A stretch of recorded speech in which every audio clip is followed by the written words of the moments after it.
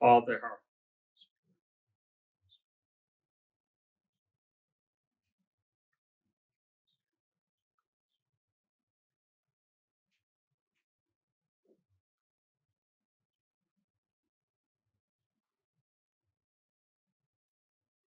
اعوذ باللہ السمیع العلیم من الشیطان اللعین الرجیم، بسم اللہ الرحمن الرحیم وبہ نستعین وهو المعین، الحمد للہ رب العالمین والعاقبۃ للمتقین والجنة للموحدین والنار للملحدین والمنکرین، والصلاة والسلام على سید الانبیاء والمرسلین خاتم النبیین مولانا مولا الکونین جد الحسن والحسین ابی القاسم محمد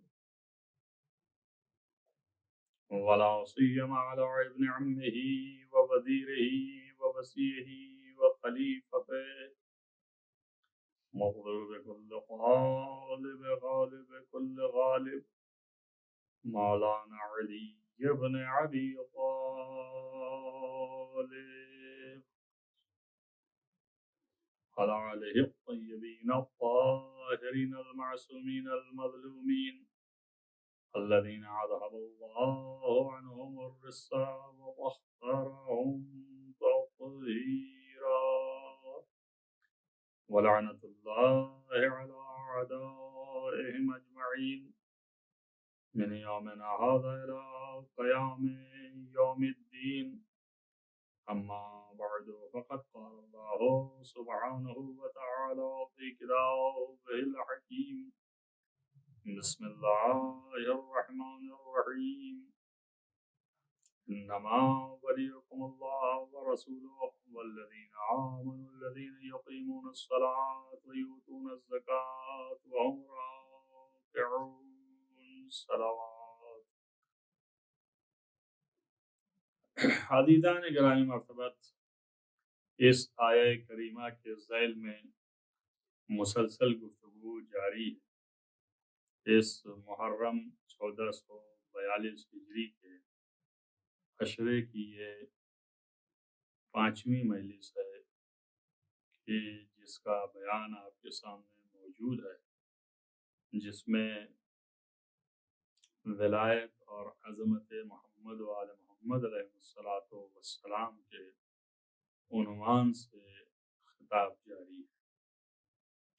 ارشاد رب العزت ہے کہ بے شک اور اس میں کوئی شک نہیں ہے کہ اللہ تمہارا ولی ہے، تمہارا سرپرست ہے، تمہارا حاکم ہے، اور اس کا رسول تمہارا ولی ہے اور تمہارا سرپرست ہے اور تمہارا حاکم ہے۔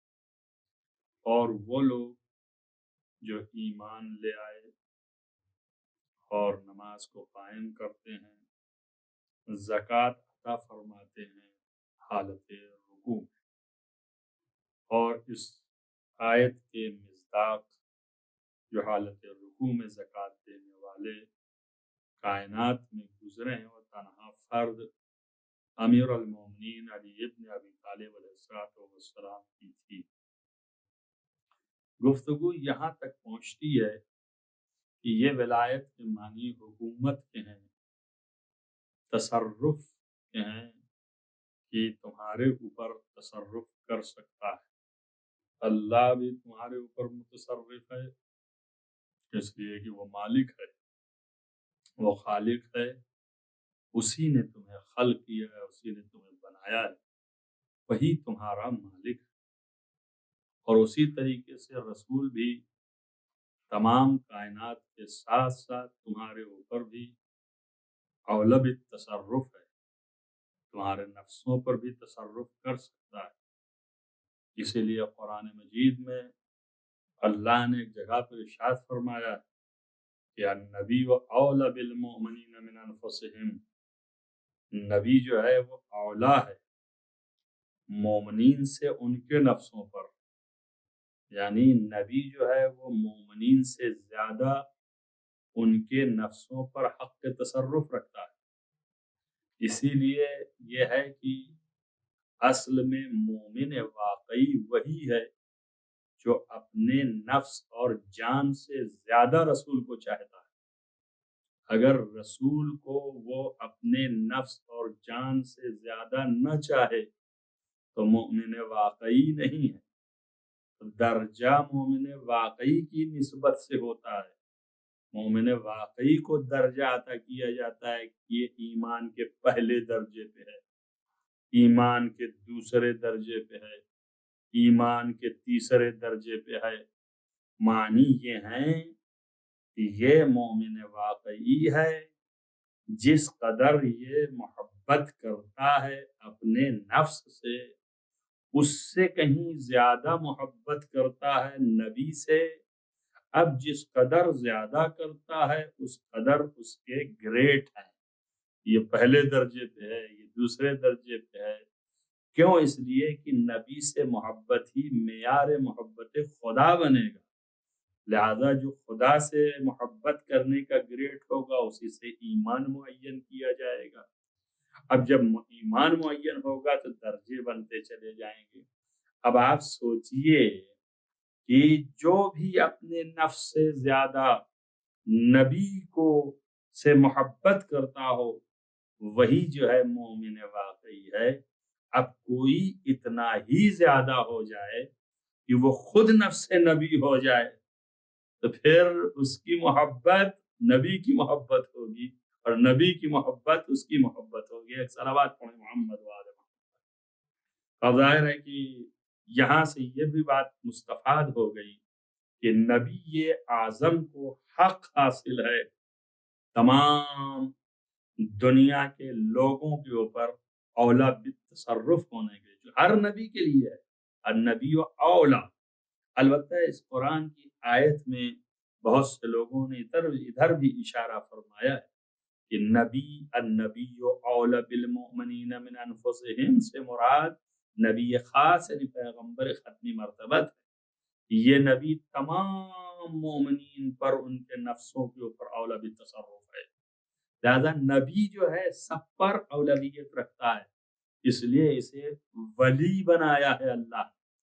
ایک سوال یہ قائم ہوتا ہے کہ اللہ نے تمام انبیاء میں اور تمام خاصان خدا میں اللہ نے اپنے کو ولی کہنے کے بعد کسی اور کا تذکرہ کیوں نہیں کیا؟ کسی اور کو کہہ دیتا، مثلا حضرت آدم کا نام لیتا، جن حضرت آدم کے لیے اللہ نے تمام اپنی قوتوں کو حکم دیا کہ ان کے لیے سجدہ کرو، اور انہی میں سے مخلوقات عالم میں سے ایک مخلوق نے سجدہ نہیں کیا تو اس کو اپنی جناب سے نکال بھی دیا اور ملعون قرار دے دیا قیامت تک کے لیے۔ لیکن حضرت آدم کو نہیں کہا ہے کہ تمہارا اللہ ولی ہے اور اس کے بعد جو ہے آدم ولی ہیں تمہارے لیے، اور پھر کون ہے یہ صفات بیان کرتا؟ نہیں، آدم کو مقام نہیں دیا، نوح کو دے دیا ہو۔ اس نوح کو کہ جس کا اس نے اتنا بڑا تذکرہ کیا قرآن میں کہ انہو کان عبدا شکورا، یہ نوح جو ہے ہمارا بہت شکر گزار بندہ ہے، تو شکر گزار بندے کو بھی اسی کو یہ مقام دے دیتا، ولایت کا مقام نہیں دیا۔ ابراہیم کو دے دیتا، خلیل اللہ تھے، اب ان سے زیادہ نزدیک کون ہے؟ لَأَوَّاحٌ حلیم، یہ جو ہے ایسے ہیں، یہ بہت ہی حلیم اور بردبار نبیوں میں سے تھے۔ اللہ نے ان کو بہت ہی سراہا ہے، یہاں تک کہ خلیل اللہ ہیں، اللہ کے خلیل بن گئے، دوست بن گئے، اور ان کو بھی اللہ نے جیسے اپنی ولایت ہے ویسی ولایت عطا نہیں فرمائی۔ موسیٰ کو دے دیتا جن کو اتنی ہیبت و تمکنت دی ہے کہ فرعون جیسے کو اللہ نے ڈبو دیا۔ کہا جاتا ہے کہ فرعون کی یہ کیفیت تھی کہ وہ اپنے کو اللہ کہلاتا تھا، مگر موسیٰ کے مقابلے میں جب آیا تو وہ نیست و نابود ہو گیا۔ اللہ کا مقابلہ کیا کرے گا؟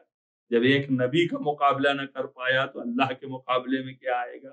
کافروں کے ہوش اب بھی ٹھکانے آ جائیں کہ جب وہ خاصان خدا کا مقابلہ نہیں کر پا رہے ہیں تو وہ اللہ کا مقابلہ کیا کریں گے؟ اور اللہ نے کہا ہے کہ تم چاہے جتنا مقابلے میں ڈٹو، ہمارے مقابلے میں آؤ، ہم اپنے دین کو سارے دین پر غالب کر کے رکھیں گے۔ ایک صلوات پڑھیں محمد وآل محمد۔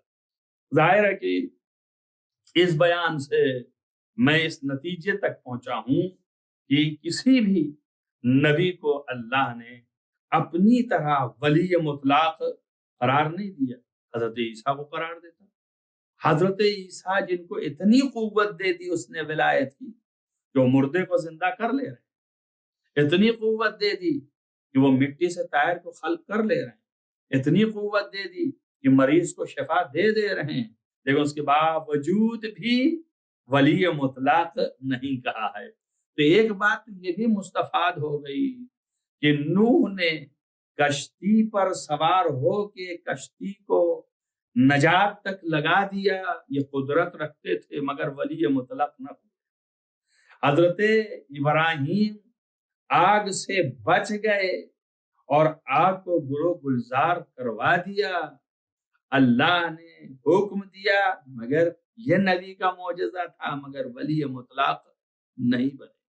حضرت موسیٰ دریائے نیل میں عصا مار کے راستہ پیدا کر دیا اور یہ ان کا فعل تھا، البتہ حکم خدا سے ہوا، یہ معجزہ ہے، مگر انہیں ولی مطلق نہیں کہا۔ عیسیٰ مریضوں کو شفا دیں، مردوں کو زندہ کریں اور اس کے بعد حیات طائر مٹی سے بنا دیں، اس میں روح بھی آ جائے، یہ ساری قدرت و قوت عطا فرما دی، بے اذن اللہ ہے، مگر ولی مطلق نہیں کہا۔ صرف ولی مطلق کہا تو آخری رسول کو۔ تو ایک بات تو مستفاد ہو گئی ہے کہ اگر کوئی مردے کو زندہ کر لے رہا ہے تو ولی ہے، اگر کوئی جو ہے وہ کسی کو خلق کر دے رہا ہے، بنا دے رہا ہے تو ولی ہے، یہ بات تو معلوم ہو گئی، مگر ولی مطلق نہیں کہا۔ ولی مطلق صرف جو ہے رسول اکرم صلی اللہ علیہ وآلہ وسلم کو کہا، تو کیا وجہ ہے؟ میں تو یہی سمجھتا ہوں کہ شاید اس کی وجہ یہ ہے کہ قدرت کا پہلا شاہکار محمد مصطفیٰ صلی اللہ علیہ وآلہ وسلم، ان کو اللہ نے سب سے پہلے خلق کیا ہے، تو جو اس کائنات کا سب سے پہلا مخلوق ہے اسی کو حق ہے تمام مخلوق کے اوپر قدرت دکھائے، اسی کو حق ہے تمام مخلوق پر حاکم بنے، لیکن یہ حق اللہ کی طرف سے ہے، اور جب اللہ کی طرف سے ہو گیا تو اب اصل میں اللہ کی حکومت کے اظہار کے ذریعے کا نام محمد مصطفیٰ ہے۔ صلوات پڑھیں محمد وآل محمد۔ ظاہر ہے کہ اس بیان سے یہ ظاہر ہوا کہ اولیت حاصل تھی محمد مصطفیٰ کو، آدم سے بھی پہلے تھے اور تھے ہی پہلے، اس لیے کہ آپ نے فرمایا کنت نبیا کان الآدم بین الماء والطین، میں اس وقت بھی نبی تھا کہ آدم ابھی آب و گل کے درمیان تھے، اس وقت بھی نبی تھا کہ ابھی آدم روح و جسد کے درمیان تھے۔ ارے یہیں پر تو فرمایا کہ کنت نبیا کان الآدم بین الماء والطین وسمي عليا امیر المومنین، اور علی کا نام جو ہے امیر المومنین رکھا گیا ہے اس وقت کان الآدم بین الجسد والروح، جب آدم ابھی خلقت کے مراحل سے گزرے تھے مگر بالکل آدم نہیں بنے ہیں۔ معلوم ہوا کہ آدم کی پیدائش سے پہلے امیر المومنین ہیں، آدم کی خلقت سے پہلے وہ نبی ہیں، وہ نبی ہیں یا امیر المومنین ہیں۔ میں تو اکثر یہی سوال کرتا ہوں کہ اگر کوئی مومن نہیں ہے تو یہ امیر المومن کیسے ہو گئے؟ اس کا مطلب یہ ہے کہ تنہا یہی تو نہیں ہے، کچھ ایسے ہیں کہ جن کے یہ امیر ہیں اور وہ نبی ہیں جن کے یہ امیر ہوں گے، کچھ مومنین اور ہیں شاید وہی ہوں گے، اسی وجہ سے 14 نور مشتق کیے ہیں۔ ایک صلوات پڑھیں محمد وآل محمد۔ تو حضرت پیغمبر ختمی مرتبہ صلی اللہ علیہ وآلہ وسلم تقدم رکھتے ہیں، سب سے پہلے ہیں، اس لیے اللہ نے ان کو ولی مطلق، ولی اعظم قرار دیا کہ کائنات کے ہر ذرے پر اتنا پہلے ہیں کہ کسی چیز کی خلقت نہیں ہوئی، اور اس کا ثبوت خود قرآن میں موجود ہے۔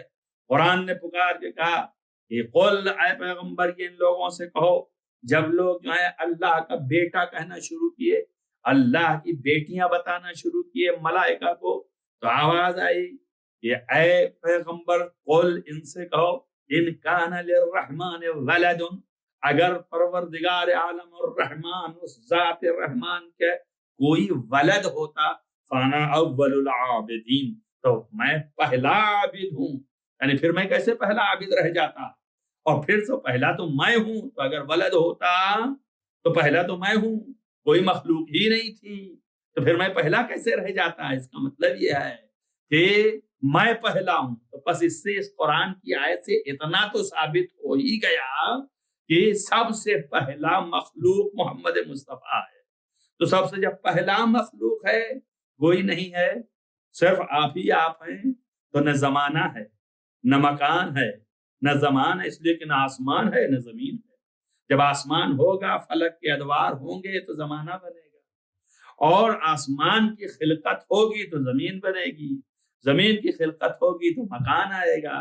یا سوچے، نہ آسمان ہے نہ زمین ہے نہ مکان ہے نہ زمان ہے، جب کچھ بھی نہیں ہے تو صرف یہ ہے۔ تو یہ نہ آسمان کے پابند ہیں، نہ یہ زمین کے پابند ہیں، نہ یہ زمان کے پابند ہیں، نہ یہ زمین کے پابند ہیں، بری ہیں، مبرہ ہیں، انہیں مکان نہ اپنے حدود میں محدود کر سکتا ہے، اور نہ انہیں زمان اپنے زمانے کی گردش میں مقید کر سکتا ہے، انہیں نہ عرش اپنے یہاں محدود کر سکتا ہے، اور انہیں نہ زمین اپنے یہاں محفوظ کر سکتی ہے۔ ان کا سب ناز اٹھائیں گے، کیوں؟ اس لیے کہ یہ پہلی مخلوق ہے، انہی کی وجہ سے خلق ہوئے ہیں، تو ساری چیزیں، آسمان بھی انہی کی وجہ سے بنا، زمین بھی انہی کی وجہ سے بنا، آسمان کے ستارے بھی انہی کی وجہ سے بنے، زمین بھی جو ہے جتنے گلبوٹے ہیں انہی کی وجہ سے ہیں، آسمان میں اتنا بڑا جو یہ آفتاب لگا ہوا ہے یہ انہی کی وجہ سے ہے، یہ مہتاب جو ٹکا ہوا ہے وہ انہی کی وجہ سے ہے، تو یہ سب انہی کے موتی و فرما بردار ہوں گے۔ تب آسمان بھی چرخا کرے گا، تو ان سے دنیا اس حیرت میں ہے کہ انہوں نے تو چاند کے 2 ٹکڑے کیسے کر دیے؟ ارے اشارہ کیا تو ہو گئے، 2 کیا، اگر اشارہ کر دے تو 10 بھی ہو سکتا۔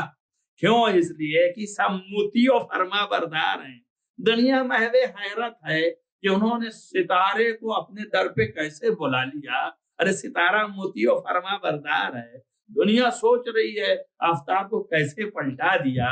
ارے بھائی سب موتی و فرما بردار ہیں، اسی لیے نہ ان کے لیے آسمان جو ہے کچھ حیثیت رکھتا ہے، نہ ان کے لیے آفتاب حیثیت رکھتا ہے، نہ ان کے لیے مہتاب حیثیت رکھتا ہے، سب ان کے موتی و فرما بردار ہیں۔ جب موتی و فرما بردار ہیں تو جتنا چاہیں اتنا کر دیں۔ یہ اول مخلوق ہے۔ ایک صلوات پڑھیں محمد و آل محمد۔ چونکہ یہ اول مخلوق ہیں، اللہ نے ان کو یہ قوت اقتدار عطا فرمایا ہے، تو اب ان کی خلقت آئے کس سے؟ اللہ کے نور سے ہے۔ اللہ نے ارشاد فرمایا ہے، اور کہ میں یا محمد خلقتک، اے محمد میں نے تمہیں پیدا کیا ہے، من صخر نوری، اپنے نور خالص سے۔ بعض جگہوں پر آیا ہے کہ ہم نے تم لوگوں کو خلق کیا ہے من نور عظمت، اپنے عظمت کے نور سے پیدا کیا ہے۔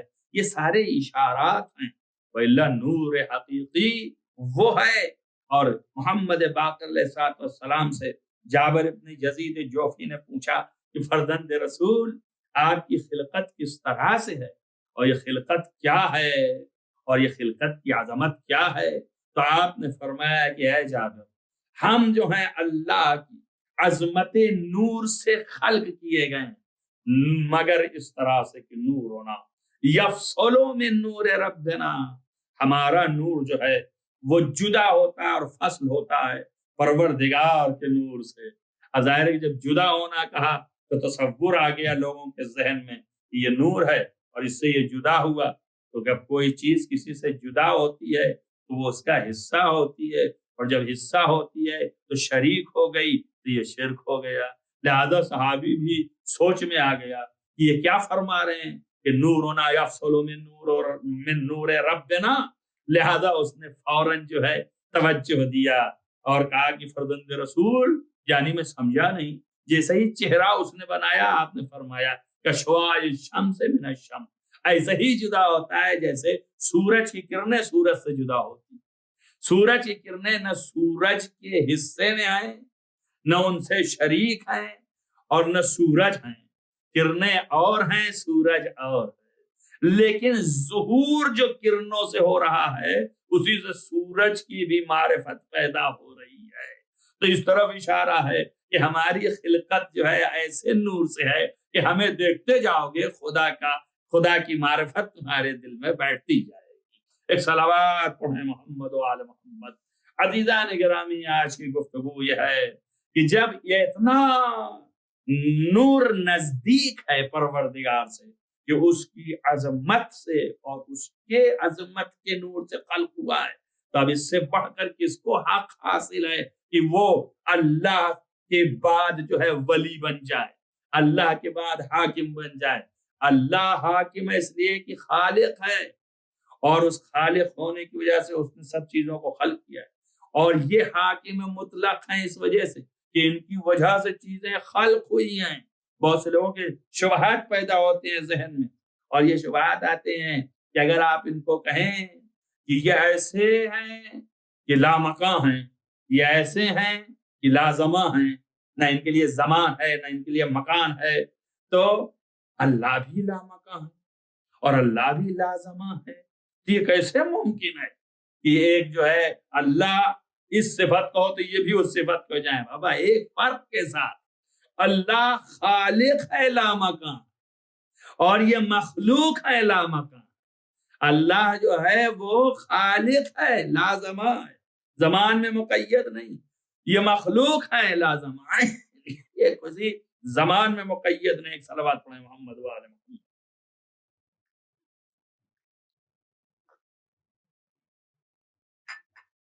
ظاہر ہے کہ ان کی عظمت میں سے یہ ہے کہ یہ محدود نہیں. جب یہ محدود نہیں ہے کسی سے اور یہ وسیع ہیں, ان کی قدرت بھی وسیع ہے, اتنی عظیم قدرت ہے, یہ کسی چیز کے پابند نہ رہے. دادا اولیت حاصل ہے اور پابندی بھی نہیں ہے. تو اب ان کی حکومت کا دائرہ وسیع ہو گیا, ہر شے ان کے اقتدار میں ہے. تو آپ کیا چیز ہیں؟ آپ بھی ایک مخلوق ہیں, آپ کے اوپر بھی اقتدار ہے, اس لیے ان کا حکم ہر جگہ چلے گا. یہ یہاں تک کہ اتنا قدرت رکھتے ہیں کہ اگر یہ حکم دے دیں نماز پڑھتے ہوئے انسان کو تو نماز توڑ دینا چاہیے. ان کے حکم میں ان کا اختیار ہے. چنانچہ بخاری میں روایت ہے کہ ایک شخص نماز پڑھ رہا تھا, آپ نے پکارا اس شخص کو, اس نے جواب نہیں دیا. اس کے بعد جب نماز تمام کر لی تو پھر حضرت کے پاس آیا تو حضرت نے فرمایا کہ میں نے تجھے پکارا تھا تو تو کیوں نہیں نماز توڑ کے آیا میرے پاس؟ رکن نماز پر حاوی ہیں. تو اس نے پلٹ کے کچھ کہا نہیں, جواب کچھ دیا نہیں, سر جھکا لیا کہ میں نماز پڑھ رہا تھا. گویا کیسے نماز چھوڑوں؟ نماز تو اللہ کے لیے ہوتی ہے, اس لیے کہ قرآن نے کہا اقم الصلاۃ لذکری, تم میرے ذکر کے لیے نماز کو قائم کرو. اب میرا سوال ہے کہ جب نماز ذکر خدا ہے تو ذکر خدا سے محمد تھوڑے بڑھ کے ہیں. لہذا محمد جب حکم دیں صلی اللہ علیہ وسلم کہ توڑ دے نماز تو اس کو توڑنا ہے. اور پیغمبر نے فرمایا, بخاری میں موجود ہے, پیغمبر نے فرمایا اس سے کہ اما سمیت, کیا تو نے نہیں سنا اس بات کو؟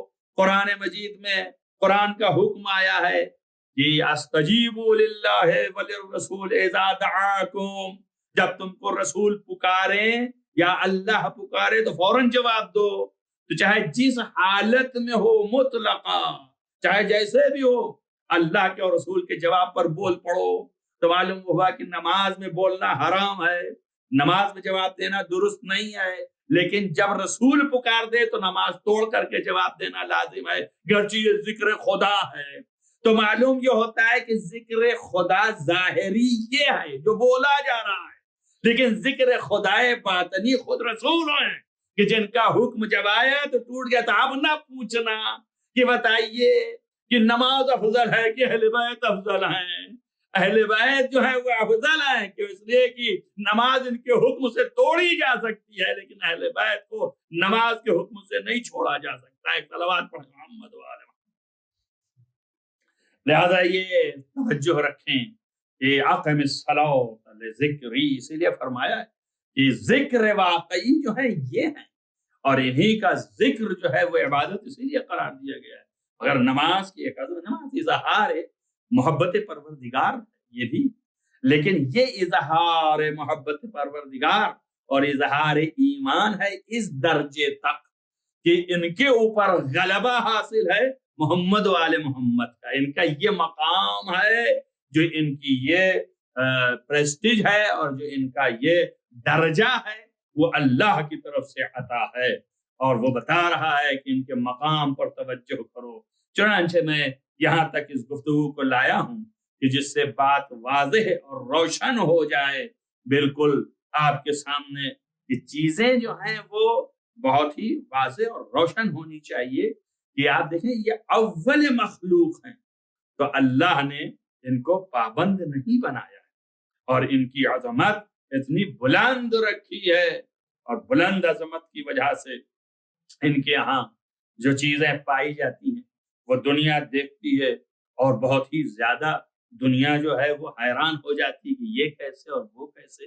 آپ اندازہ کرو کہ جس کو ایسا بنایا ہے تو اب وہ محدود نہیں ہے، اگر وہ لمحوں میں اس زمین سے عرش پر چلا جائے تو اس میں کوئی حیرت ہی نہیں ہے، کہ اس لیے کہ یہ ساری چیزیں موتی و فرما بردار ہیں اسی کے ذات کی، تو جہاں چاہے وہاں چلا جائے، جب چاہے تب چلا جائے۔ اب اس سے یہ پتا چلا کہ پیغمبر جب چاہیں تب کائنات پر تصرف کر لیں جس طرح سے، تو جس طرح پیغمبر کی ولایت ہے ایسے ہی ولایت علی کی بھی ہے۔ کیوں؟ اس لیے کہ انما ولیکم اللہ ورسولہ والذین آمنوا الذین یقیمون الصلاۃ ویؤتون الزکاۃ وہم راکعون، اور وہ رکوع میں زکات دینے والے علی کی ذات ہے، لہذا ان کی بھی وہی ولایت ہے، مقرون ولایت محمد مصطفیٰ، مقرون ولایت خداوند متعال، اس کی عطا سے ان کی ولایت ہے، لہذا یہ بھی جب چاہیں جہاں وہاں چلے جائیں، جدھر چاہیں ادھر چلے جائیں، جس طرف چاہیں ادھر۔ اسی لیے ایسے ہی تھوڑی لکھا جاتا ہے، علامہ شیخ مفید علی اللہ مقام اپنی کتاب ارشاد میں یہ روایت نقل کرتے ہیں کہ پیغمبر کی موجودگی میں ملائکہ کے درمیان مشاجرہ ہو گیا۔ جب مشاجرہ ہو گیا تو اللہ سے دعا اور مناجات کی ملائکہ نے کہ ہمارے آپس میں جو مشاجرہ ہے اس کو ختم کرنے کے لیے تو فیصلہ کرنے والا معین فرما۔ تو اللہ نے کہا کہ علی ابن ابی طالب کو بلاؤ۔ ملائکہ گئے اور علی ابن ابی طالب کو بلانے کے لیے پیغمبر کے پاس سفارش کی، پیغمبر نے حکم دیا یا علی جاؤ ان کا مشاجرہ ختم کرو۔ تو علی اوپر آئے اور ملائکہ کے درمیان حکم جاری فرمایا تو ان کا مشاجرہ ختم ہوا۔ یہ اس بات کی دلیل ہے کہ علی کی حکومت تنہا زمینی میں نہیں، عرش کے اوپر بھی ہے۔ ایک صلوات پڑھیں محمد وآل محمد۔ معلوم یہ ہو گیا کہ عرش پر بھی حکومت ہے، اور اس کی دلیل میں آپ کے سامنے اس طرح سے بھی دے سکتا ہوں کہ عرش پر اگر عرش پر ہے کون؟ عرش پر یہی تو رہتے ہیں ملائکہ۔ اگر ان پر حکومت نہ ہوتی تو یہ گھر کے خادم کیسے بنتے، بچوں کا جھولا کیسے جھلاتے، بیوی کی چکی کیسے پیستے؟ یہ اس بات کی دلیل ہے کہ یہ سب جو ہے محکوم ہیں اور علی حاکم ہیں۔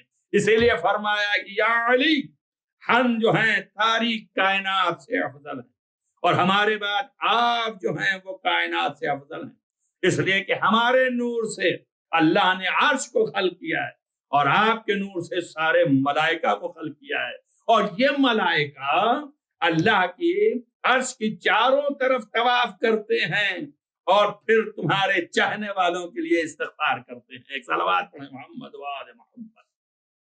یہ ہے جو چاہنے والوں کے لیے استغفار پڑھتے ہیں، تمہارے چاہنے والوں کے لیے یہ مغفرت کی دعا کرتے ہیں. یہ بہت ہی زیادہ یعنی عظمت ہے کہ علی ابن ابی طالب علیہ السلام کی، کہ آپ ملاحظہ فرمائیں کہ آپ جو ہیں سب پر حاکم ہیں. اور دیکھیے جب تک کہ آدمی اپنی پوری حکومت کو علم نہ رکھے کیسا حاکم ہے؟ اس کو علم ہونا چاہیے نا. شاید یہی وجہ ہے کہ مسجد کوفہ کے ممبر پر آپ جو ہے سوار ہیں اور ممبر سے کہہ رہے ہیں جو کچھ بھی پوچھنا ہے پوچھ لو مجھ سے، میں زمینوں سے زیادہ آسمانوں کے راستوں سے واقف ہوں. اس کا مطلب آسمان پر حکومت ہے، آسمان کے ذرے ذرے سے واقف ہیں، زمینوں کے ذرے ذرے سے واقف ہے. زمین چھوٹی ہے آسمان کے مقابلے میں، تب جب زمین چھوٹی ہے تو زمین میں محدود ہو گیا، لیکن آسمان وسیع ہے تو آسمانوں کا بھی علم جانتے ہیں. آپ دیکھیں نا خالی یہ آسمان و زمین ہی میں نہ رہیے، کائنات کے پورے یہ مالک، کائنات پر ان کی حکومت ہے.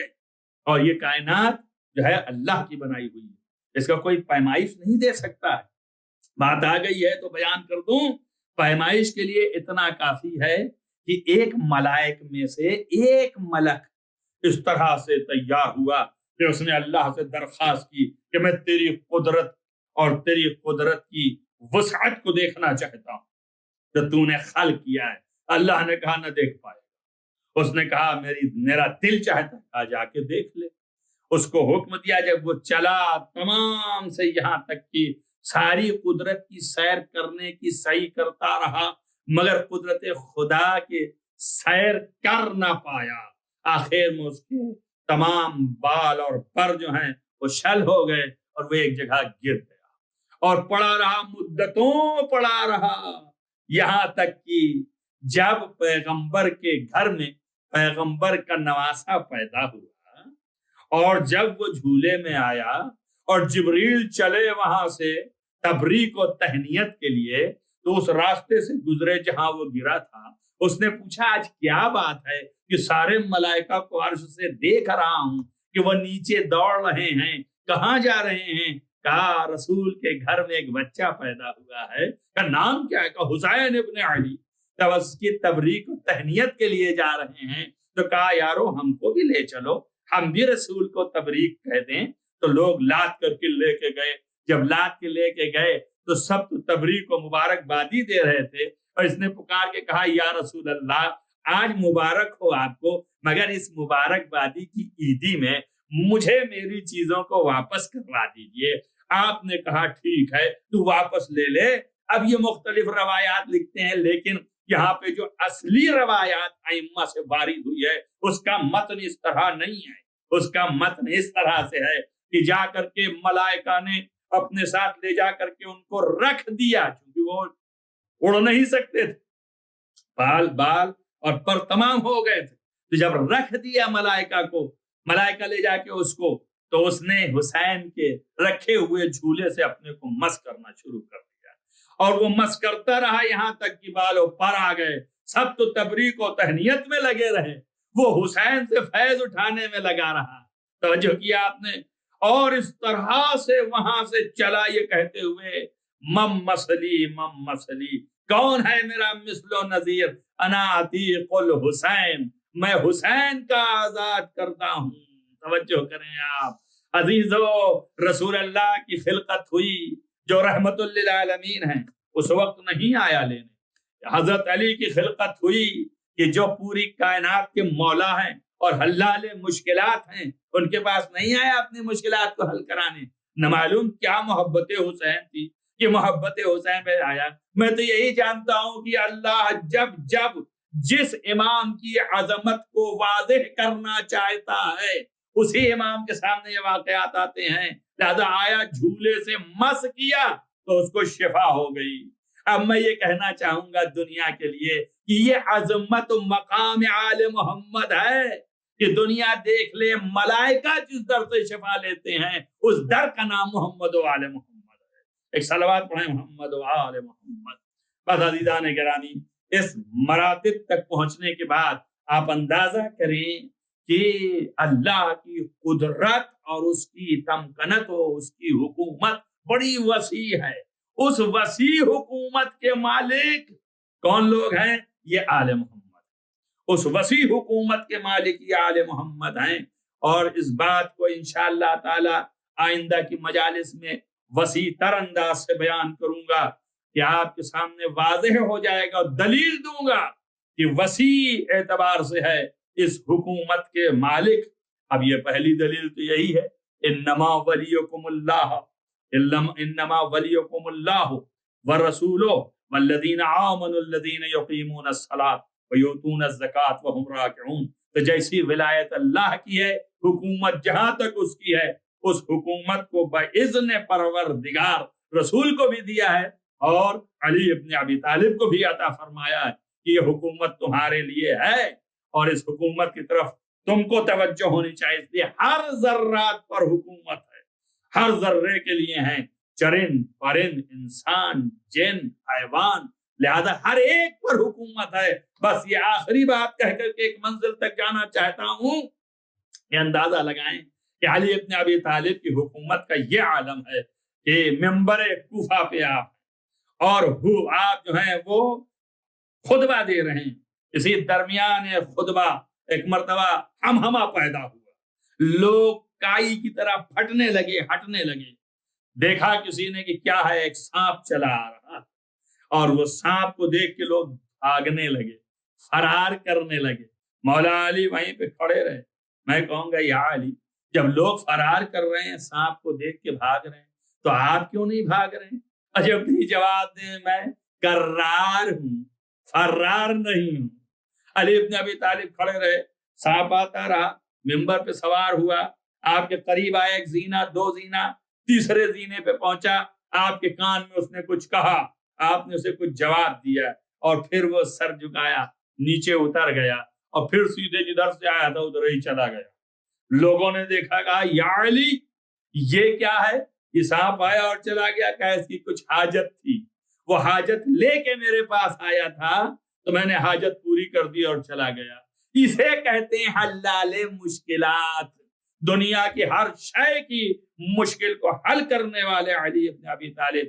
کل بھی میں نے فرمایا تھا یہ ہے ولایت علی، کہ اس نے آیا اور آنے کے بعد جناب سانپ کی بھی زبان ہوتی، وہ اپنی زبان میں کچھ کہا، علی نے بھی اس کو جواب دیا، تو اس کی زبان علی جانتے تھے تو سمجھے، اور اسی کی زبان میں بول کر کے اس کو مطمئن کر دیا.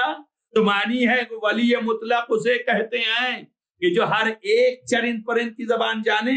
دلیل ہے نا، ایک جناب سلیمان طائر کی گفتگو سن لیتے تھے اور سمجھ لیتے تھے، تو انہوں نے کہا علمنا منطق الطیر، اللہ نے ہمیں اتنی قوت دی ہے کہ ہم طائر کی زبان جانتے ہیں، اور اللہ نے ہمیں یہ فضیلت دی. طائر کی زبان جانا، ایک طائر کی زبان جاننا قرآن کی زبان میں فضیلت ہے. سلیمان اس پر فخر کر رہے ہیں، اور علی جو ہے ہر ذرے کی زبان جانتے ہیں، یہاں تک کہ طائر کی بھی جانے، انسان کی بھی جانے، حیوان کی بھی جانے، جنات کی بھی جانے، اور سانپ کی بھی جانے. اس کی زبان میں جواب بھی دے دیا اور وہ چلا بھی گیا. تو مجھے کہنے دیجئے، انبیاء اسے کہتے ہیں جو محدود ہے، اور علی اسے کہتے ہیں جو لامحدود ہے.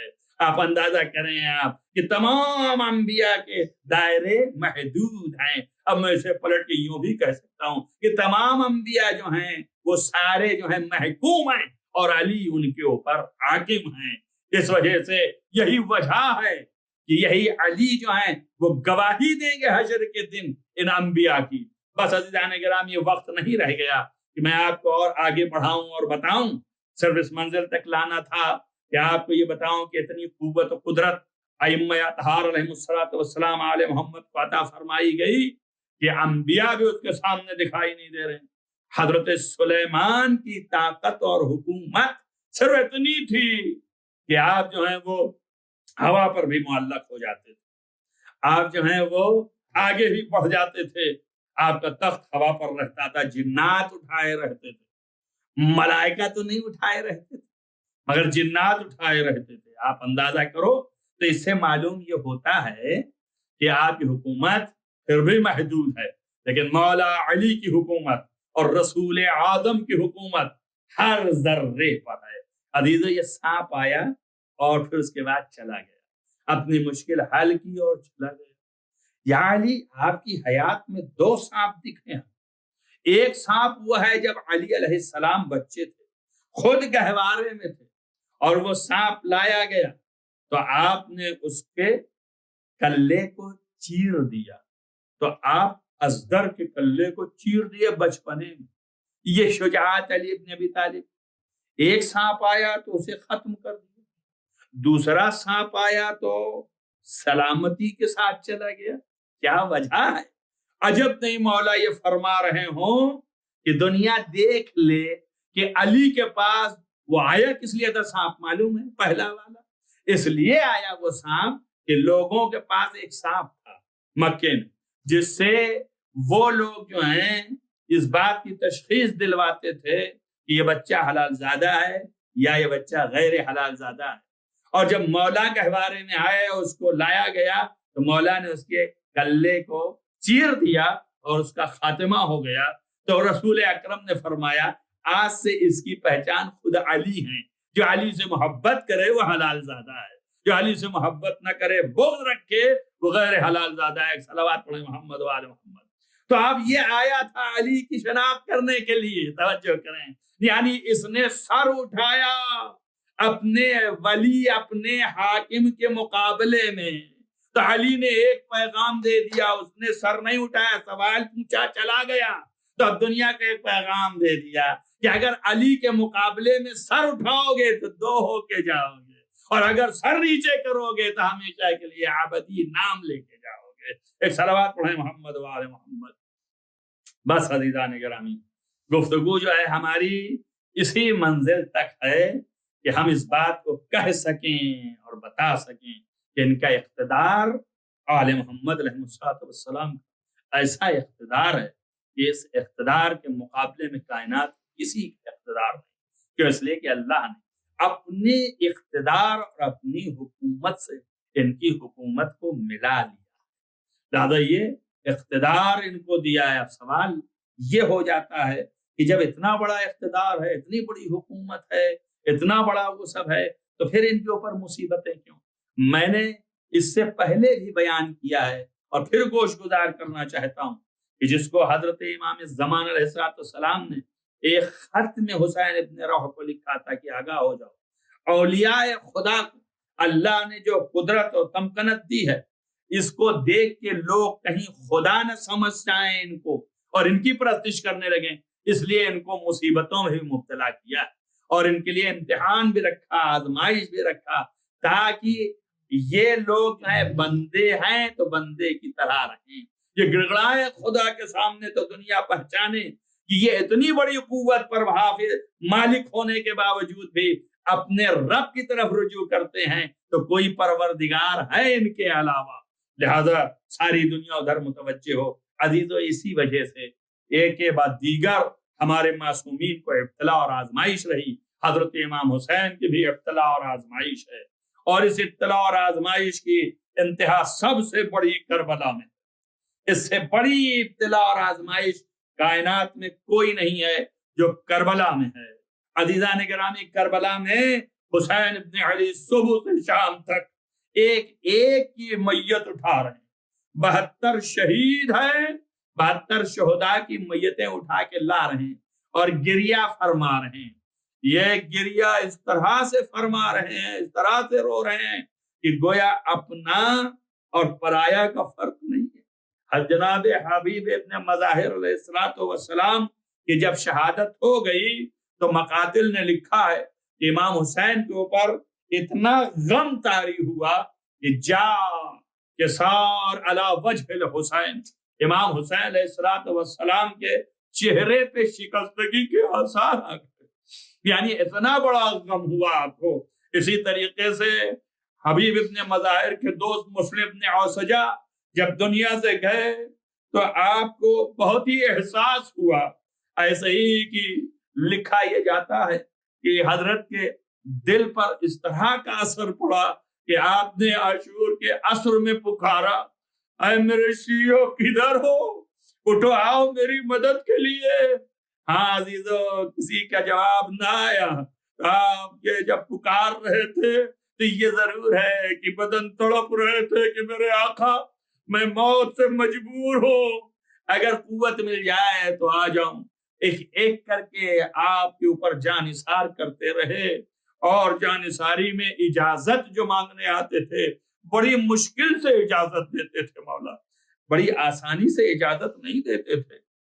यहाँ तक कि इजाजत मांगने वाले इतना गिड़गड़ाते थे, मिला है रवायतों में कि एक सहाबी ये रसूल इमाम हुसैन अलैहिस्सलाम के साथ थे, उनका नाम था जाबिर इब्न उरवा ए अंसारी, उनका सिन 90 साल के करीब था, उनके पपोटे नीचे आ गए थे। जब इमाम हुसैन के पास आए तो फरमाया आपके ऊपर जिहाद साबित है। उनका फर्जंद रसूल, इस चीज से मुझे आप जो है वो इस तरह से मायूस न फरमाइए, मुझे इतनी इजाजत दीजिए कि मैं भी अपनी जान आप पर निसार कर दूं और मुझे ये मौका फराहम फरमाइए। कहते हैं कि रसूल अल्लाह के सहाबी को इमाम हुसैन हाथ पकड़ के रोए और रोने के बाद इजाजत दिया। अजीज, इसी तरह हर एक ने इजाजत ली है। इसी तरह हजरत ज़ैनब औलिया के 2 फर्जंद हैं कि जिन्होंने इजाजत के लिए बनी मुस्लिम आए, उन्होंने इजाजत मांगी। हजरत जाफर तैयार के फर्जंद, यानी जाहिर है कि इमाम अमीर अल मोमिनीन अलैहिस्सलाम के एक भाई मुस्लिम इब्न अकील हैं और एक भाई जाफर तैयार हैं। तो जाफर तैयार की औलाद हजरत ज़ैनब के बेटे हैं, जनाब अब्दुल्ला इब्न जाफर के बेटे हैं। ये लिखा जाता है तारीख में कि जब इमाम हुसैन अलैहिस्सलाम करबला का सफर करने लगे तो जनाब जाफर तैयार इमाम हुसैन की बारगाह में आए और फरमाया मौला, अब ये मुकद्दरात इलाहिया है जिसकी वजह से हम नहीं आपको साथ दे रहे हैं। तो अपने 2 फर्जंद लाए थे और कहा था कि एक बीबी ज़ैनब की तरफ से और एक मेरी जानिब से निसार होना है। अजीज, लिखा है कि जब ये दोनों फर्जंद आए मौला की बारगाह में और फरमाया मौला मुझे इजाजत दीजिए कि मैं भी जंग के लिए जाऊं, तो इमाम हुसैन अलैहिस्सलाम ने इजाजत नहीं दी। बच्चे लौट आए, कई मर्तबा गए और फिर लौट के आए, और ये हालत थी कि जब आते थे जो बीबी ज़ैनब उनको गर्म निगाहों से देखते थे। जैसे ही उन्होंने इमाम के पास गए, आपने इजाजत न दी, तो लौट के आके खैमे में बीबी ज़ैनब के जानों पर सर रख के रोने लगे। बेबा ने पूछा क्या है? कहा अम्मा, आप हल्लाल मुश्किलात की बेटी हैं, हमारी मुश्किल को हल फरमा दीजिए, आप मामू से इजाजत दिलवाइए। इसलिए कि हम जाते हैं, मामू इजाजत नहीं देते, और जब खैमे में आते हैं तो आप हमारी तरफ गज़बनाक आंखों से देखती है, ये हमसे देखा नहीं जाता। बीबी ज़ैनब ने हाथ पकड़ा और लेके इमाम हुसैन के सामने आई और कहा है मेरे भाई, इनको अब इजाजत देते हैं, ये भी आप पे जान कुर्बान करना चाहते हैं और मैं ये हदिया लाई हूँ कि आप पर कुर्बान कर दूं।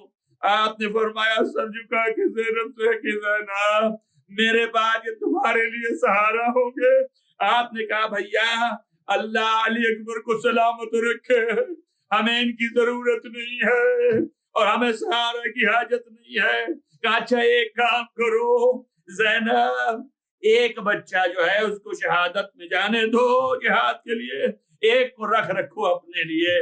आपने हाथ जोड़ के कहा कि मेरे आका, आपको मालूम है कि जब मैं चलने लगी थी तो अब्दुल्ला इब्न जाफर ने दोनों को दिया था और ये कहा था एक को मेरी जानिब से कुर्बान करना और एक को अपनी जानिब से कुर्बान करना।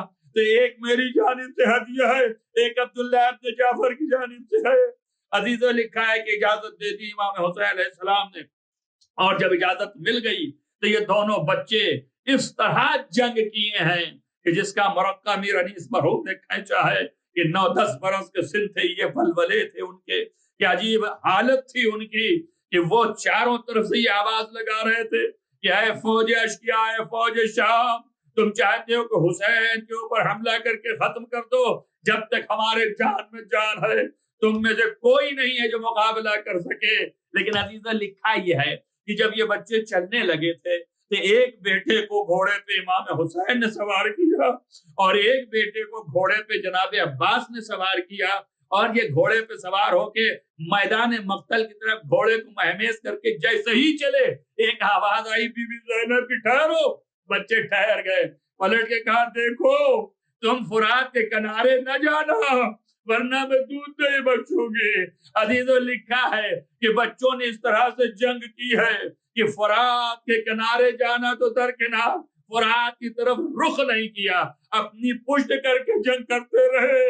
عزیزو لکھا ہے کہ پسر سعد کے خیمے پہ نگاہ تھی، یہاں تک کہ آپ حملہ کرتے ہوئے اس خیمے کے قریب پہنچ گئے تھے، اور قریب پسر سعد کا خاتمہ تھا، لیکن ایک ظالم نے چھپے ہوئے انداز میں آپ پہ حملہ کیا، تیر چلے، تلوار چلی، اور اس کے بعد آپ پہ نیزہ لگا، گھوڑے پہ ڈگمگائے، اور جیسے ہی دونوں بچے زمین پہ آئے پکارا السلام علیکم یا آقا ادرکنی، اے آقا دوڑیے میری مدد کے لیے۔ لکھا ہے کہ ایک گھوڑے پہ حسین سوار ہوئے، ایک گھوڑے پہ عباس، اور ایک گھوڑے پہ علی اکبر شیر غضبناک کی طرح آواز دیا کہ ٹھہر جاؤ، کوئی جو ہے ہاتھ میں لگائے، یہ جعفر کی اولادیں ہیں، یہ علی کے نواسے ہیں۔ عزیزوں پہنچ گئے، اور جیسے ہی پہنچے جناب عباس اور امام حسین، لکھا یہ روایت میں ہے کہ اپنے ماموں کے چہرے کی طرف نگاہ کیا اور فرمایا ہم نے وفا کر دیا۔ آواز آئی نہیں میرے شیرو، تم نے بہت بڑا کام کیا۔ بھئی ایک فقرہ آیا وصیت میں کہ مامو جان اماں سے کہہ دینا کہ ہم فرات کے قریب نہیں گئے۔ عزیزو لکھا ہے کہ جب دنیا سے روح پرواز کر گئی تو جناب عباس نے ایک کو اور حسین ابن علی نے دوسرے کو اپنی آغوش میں لیا، اور لینے کے بعد چلے خیمے میں جو بھی شہید آتا تھا اس کے لیے مسند بچھائی جاتی تھی، اور اسی پر اس کی میت لٹائی جاتی تھی۔ ایک خیمہ خالی کیا گیا، مسند بچھائی گئی، بیویاں جمع ہو گئیں، حسین علیہ السلام اور عباس لمبردار علیہ السلام نے ان محمد کی میت رکھی۔ ایک مرتبہ نگاہ اٹھا کے دیکھا تو ساری بیویاں تھیں مگر زینب نہ تھی۔ حسین نے فضہ سے کہا بہن کدھر ہے؟ دوڑی گئی فضہ، کہا آقا حسین بلا رہے ہیں، کہا میں نہیں جاؤں گی۔ حسین خود آئے اور کہا بہن چلو تو، ارے ذرا بچوں کے چہروں کو تو دیکھو کتنا منور و نور ہے۔ عزیزو بہن کو لائے، جیسے ہی بہن نے دیکھا ایک مرتبہ بچوں کی محبت آئی، اور آپ نے کہا خدا ہمارے علی اکبر کو سلامت رکھے، بچوں تم کو ہم نے قربان کر دیا۔ مگر بچوں کی طرف دیکھا، حسین نے کہا شہزادی سے کہ اے بہن، بچوں نے کہا کہ اماں سے کہہ دینا کہ ہم نے فرات کا رخ نہیں کیا۔ رے زینب نے پڑھ گئی واہ محمد واہ حسین واہ علی